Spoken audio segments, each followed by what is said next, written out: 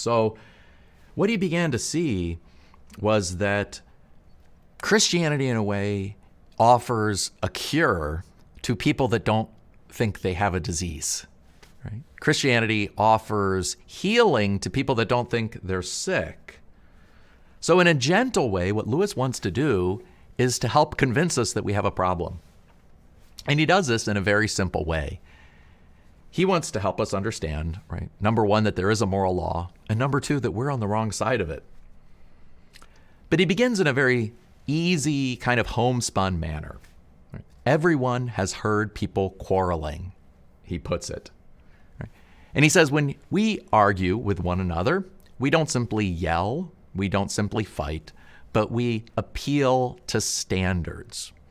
Right? When somebody does something to us that we don't like, we say, that's not fair. Right? When somebody gets more or takes more, we say, that's not fair. We appeal intuitively to standards of fairness, standards of justice.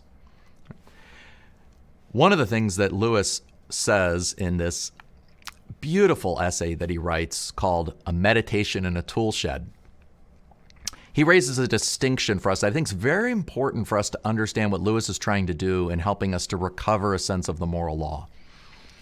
He says is that imagine you're in a tool shed, and imagine it's very dark inside the tool shed, but outside it's very bright. And there's a sunbeam that comes in along through the tool shed. And you're in the tool shed, you can look at the beam of light. If you look at the beam of light, what do you see? You see dust particles, right? It's not that interesting, but you're looking at it, you're looking at it. Now then, imagine you put your eye along the beam of light and I look outside. When I do that, I see the sun 93 million miles away. I see the trees. I see everything outside. So Lewis says we have two ways of being rational, of using our human understanding. First, we can look at our own experience of thinking.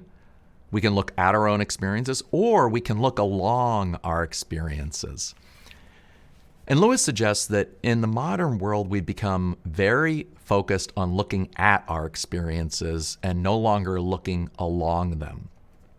So just a little example, if you look at religion, you see a lot of human beings cooperating, sometimes fighting more often, building stuff, doing stuff. It looks like any other group of human beings.